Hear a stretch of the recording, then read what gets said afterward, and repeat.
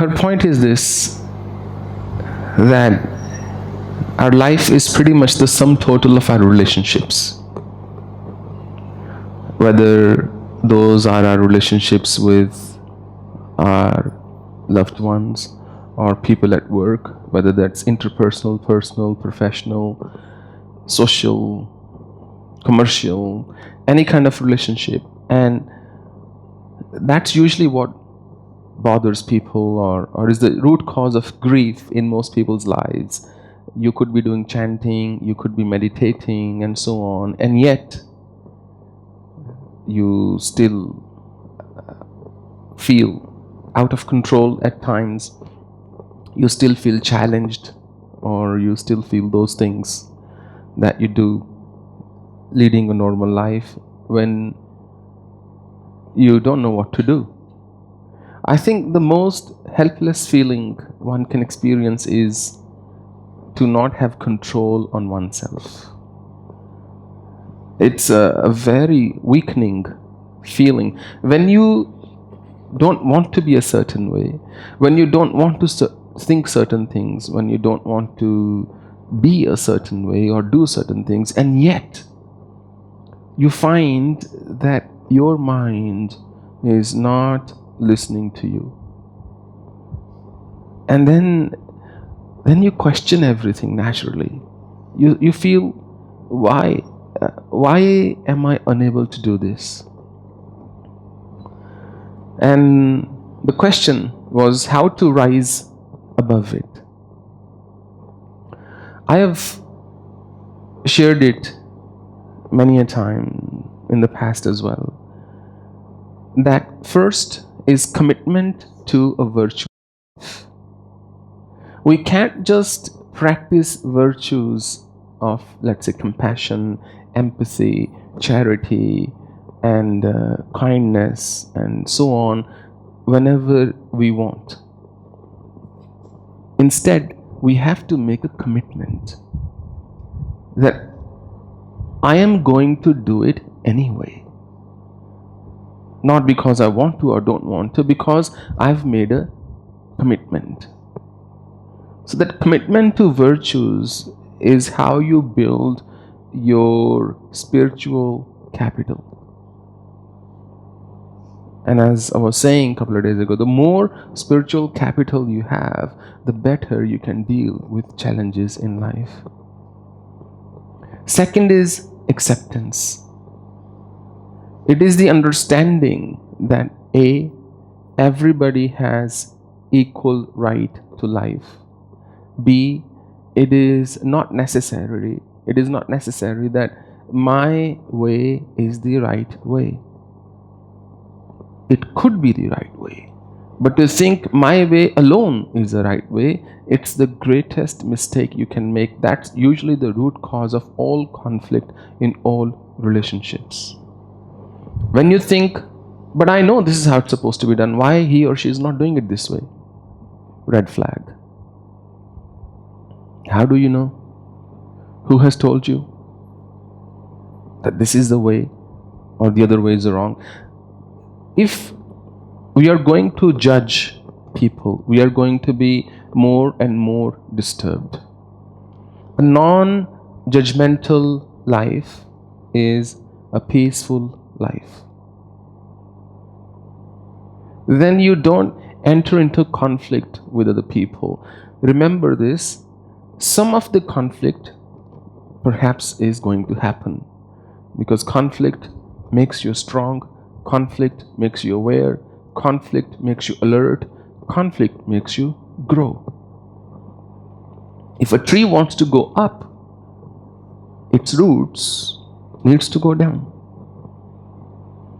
But that's only part of the conflict, partially, somewhat. Rest of the conflict people engage in on a daily basis is completely unnecessary.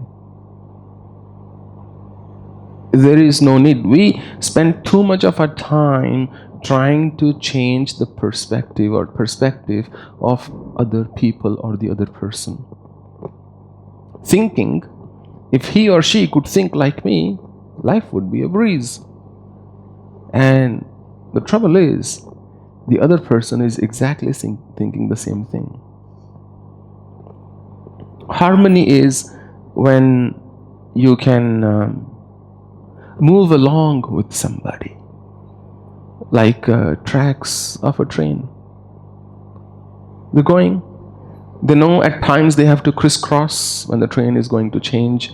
There is some infrastructure there. That also is okay. But then they honor each other. To be able to give that personal space, when we start to dictate or feel the other person should lead every aspect of their life or lives the way I deem fit, that's usually when conflict arises. There is no conflict if other people or the other person keep doing what you want them to do. If you ask them to do something and they say, yes sir or yes ma'am, and they do it, you'll say, lovely person, such an adorable person. If they say yes to everything you are saying, you will think very highly of that person. And if they say, no, but I disagree, then the real test happens. What do you do then? Do you go, and you just walk away? Or do you confront? All right, let's see who's got more power. Or do you start, arguing or fighting? Most of that is unnecessary. And I've always held this view, ever in my career of roughly 15 years, I don't ever recall ever having an argument at work with anybody. I don't know how I managed it, but that's the truth. I never had to argue with anybody. I would say, this is what I think needs to be done. And they would say, but I think we need to do this. And I'll say, okay, if you're willing to take responsibility of this, I'm okay to go your way. Let's try it. Usually people only want the reward, not the responsibility. And then the person would say, but you are still accountable for it. Fine, if I'm accountable for it, then I recommend we go this way. Or I'm happy you take the project. There is plenty of opportunity in the world. I don't have to do this project. I don't have to run this division. I don't have to work for this company. I don't have to have this client. Fine, you take on, I'll leave.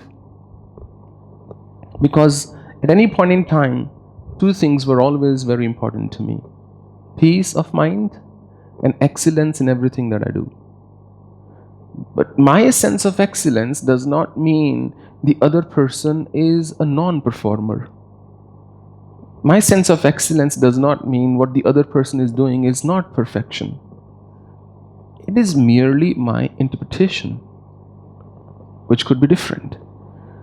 To be able to see truth from the other person's eye is the greatest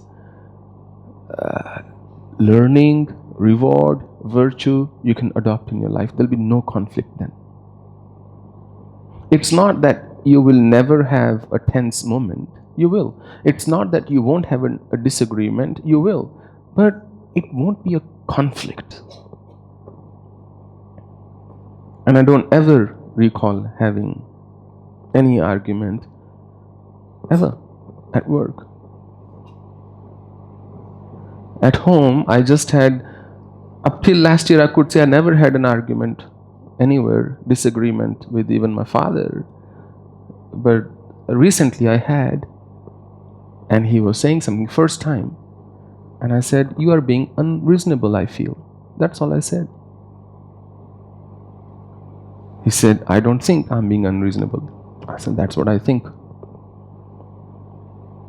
And the next day he said, yeah, I'm sorry. I said, no problem, no need to say sorry. I was just simply expressing. I didn't say, but how could you think that, or this is not right, that's not right, and so on. So there is a manner of always communicating what you... This is the most I had in an argument. I gave that example. Ever. The most.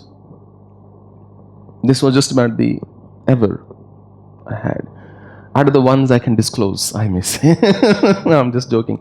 So I never found the need to enter into conflict because I am clear about my principles. They apply to me.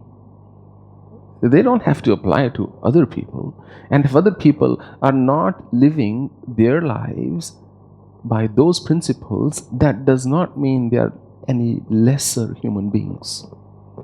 That simply means they perhaps know something that I don't know. And that really is the basis of being at ease in your relationships. If you need the other person, then you have to live by their rules. If you don't need the other person, why are you complaining? Leave. Why make the effort to try to change them? They don't want to change, for example. You need them, then, well, put up or shut up. But they need you, for example. Ask them, do you need me or you don't need me? If they need you, you say, well, these are the things I need. If you can provide them, then I can fulfill your needs. Otherwise, sorry, I have to move on. If you are there in a relationship because you need them, I don't think we have much choice. And if we will continue to battle that, oh no, but you must live like this, you must eat at this time, you must sleep at this time, you must sing this kind of song, you must listen to this kind of music, you must not put the wet towel on the bed, you must put the toilet seat down, and this and that and the other, and you don't put your socks in your shoes, and so on. It's just ridiculous. He never promised that I would not do these things if I marry you. Now you are saying that, no, do these things just because I'm now married to you. Is that a punishment? And on the other hand, if they say now you can't go here, you can't go there, you must be home before 8 p.m. and so on and so forth, you can also sit down and say, look, I'm not exactly a cow. I don't walk on 4 limbs. I'm a human being, I'm educated, I am as intelligent as you are, perhaps more. That's how I got you and you got me. And so therefore, you have to also provide what I need. Usually what happens, people start attacking each other. In their frustration, when conflict arises when you're frustrated, in your frustration, you forget that why I'm actually speaking to this person to begin with. The idea of resolving any conflict, the fundamental rule of conflict resolution, and that used to be my specialization. So I used to be called in by companies when projects would go bad at the executive level, when the CIO would lose their job or the CEO would lose their job. So the fundamental rule of conflict resolution is very simple. First, let's hear them out completely. Maybe they have a point. You'll be amazed. If you really take the time to listen to somebody, it doesn't matter how absurd they sounded in the beginning, they will start to make sense. And that's why people buy all those products in infomercials at midnight. You think of the most stupid product you can think of. Maybe a simple thing that they promise, if you do this, you will lose 20 kg of weight. In the beginning, you say, yeah, right. Half an hour later, you start to think, maybe, this product's actually going to work for me. And you end up ordering that product. So the fundamental rule of conflict resolution is learn to see other person's perspective. And B, don't lose sight of the fact, what are you there for? Are you there in a conflict resolution meeting to attain a certain objective, or simply to bully the other person? Are you simply there to say, I told you so, and prove your point? Or are you there to make them realize something? Let me tell you something. You can never make anybody realize anything by telling them. Realization is an internal affair. What you can do is you can simply state how you feel and what you need. And then come to the negotiation table what is doable. And the party that always wins negotiation is the one that is okay to walk away. If you are okay to walk away, you will always have an upper hand in any negotiation. In the US, this salesperson was super successful in selling insurance to his clients. And they asked him, what is the secret? He was like performing at 800% of in the industry average, basically. 800% more than the industry average compared to his peers. He was doing 800% more sales. And they said, how do you do it? So the company organized for his sales pitches to be videographed. And in one of the videos, what they saw, he was presenting to a group of customers, a company, employees. And he not even once talked about the benefit of this insurance. He did not go into the features. He did not go into the premium. He did not go into that this will be the deduction, this will be your payout. None of those. Because remember, why are you engaging with an audience? Not to tell them what your insurance terms are. He did something very different. He started with the statistics that X percentage of people in the US die between this and this age. X percentage of people meet with an accident of this kind, and in that particular state, I think it was Washington, in Seattle, this happened, that these many people die every year. And these are the number of people who had to take out personal loan because they could not pay for their hospital coverage. They did not have Medicare. And that, what is the most important thing to you? To be able to take care of yourself and your family. And who will take care of your family when you're gone? Or more importantly, who will take care of you when you meet with something untoward and you are still alive? In communication, if we are clear about why we are speaking to somebody to begin with, we'll always come out with something conclusive, we'll always come out with something actionable. If there is nothing actionable, the same conflict will happen again. If we hold a meeting and nothing has come out of it in terms of, okay, this is the next step, or this is what we're going to do differently the next time, nothing different will happen. And usually what happens in conflict, rather than focusing on what they should be doing to attain the desired outcome, people end up just venting themselves out and say, thank you, maybe our things will improve between us. And then you cannot make the other person realize. If you tell somebody you don't care, you are dumb and you are not intelligent, I regret I married you, or I'm with you, and this was the worst decision of my life, and so on, or you just don't perform, you say to an employee, I'm sick and tired of you, I'm tired of your antics, and I'm tired of all your tantrums. You think the other person is going to realize anything when we tell them this? Instantly they are going to erect the Great Wall of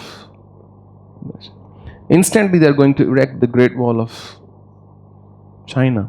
I was going to say Germany, but somebody said China. Fine. China is made in China. So the wall is going, and then you can scream your lungs out and nothing is going to reach their ears. And if nothing is going to reach their ears, nothing is going to seep into their hearts. As it is, it's very challenging because God's given you 2 ears parallel to each other, in from one, out from the other. So as it is, it's very hard to retain information. And long back, I shared this sandwich method. Believe me, it's very effective. I'm not saying you do it as a matter of pretense, but I'm saying you do it as a matter of yourself to look at the good the other person has. Consider the goodness of the other person. Make a note of it. Once you think that no more good is left in this person, I've exhausted all options and I've come up with at least one thing, force yourself, think of one more good thing. Now that's your beginning and ending. In the middle, you have to give the paddy. You have to tell them what is bothering you. Not what they're not doing right. Please understand the difference between the two. Not what they are not doing right, not what they don't understand, not what they are not doing. You tell them how you feel. And I've given this example numerous times in the past. To say to somebody you don't care, you come home late every day, and you're always working, you're always on your laptop, you're always on your phone, you're always on WhatsApp and stuff. Tell me, do you think they will stop doing that if you tell them that? Has any man ever stopped working just because people at home created a ruckus that you're always working or always on the phone? Do you think he has ever stopped? I'm yet to see that divine being. They will keep doing. Can we make anybody stop anything by creating a fear in their mind? No, they will simply find ways to hide it. You can only change anybody with love. That emotional connection alone can bring transformation in somebody. So in the sandwich method, once you've thought of something great in the other person, which has to be true, don't offer false praise. That will not solve any purpose. See the good in them. They must be doing some things right in their life. Don't let one cloud let you tell that the sun is no good. And in the middle, you tell them how you feel. Rather than saying you don't care, you come home late, you tell them, I feel you no longer need us in your life. I feel that I don't have any more role to play in your life. Let me know. Do you still want us or me? Now the other person will respond like a human without being defensive. And then in the end, you tell them something good about them again. That what you appreciate about them, what you like about them, and once they understand it, they will be more receptive to what you really want to communicate. ऐसी बानी बोलिए मन का आपा खोए.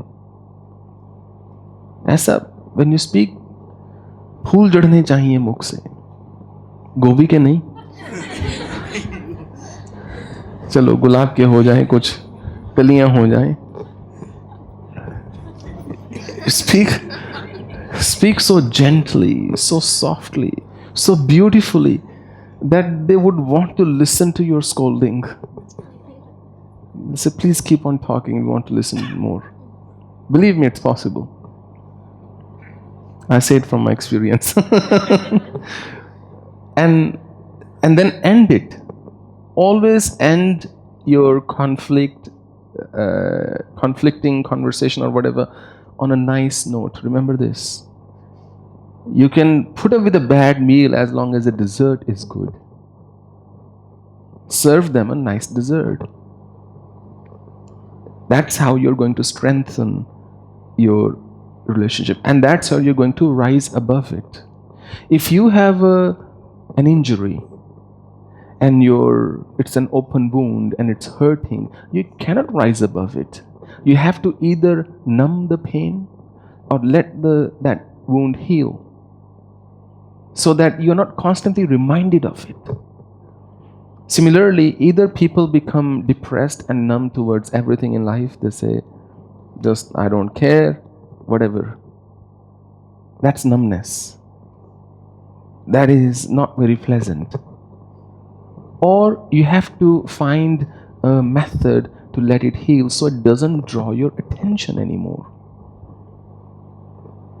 If something is hurting you, it has to stop hurting you, or you have to not feel the pain. Or third is you really increase your pain threshold, in which case also you are transcending the pain by strengthening yourself.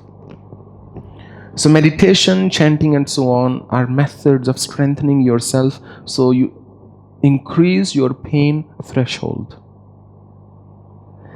And practicing virtues in life, being more giving, being more charitable, being more kind, being more compassionate, is healing that wound. And taking a hard stance or practicing detachment is numbing the pain. And really, there is not a fourth method that I know of. If you know any, keep it to yourself. I'm just joking. So that's the answer.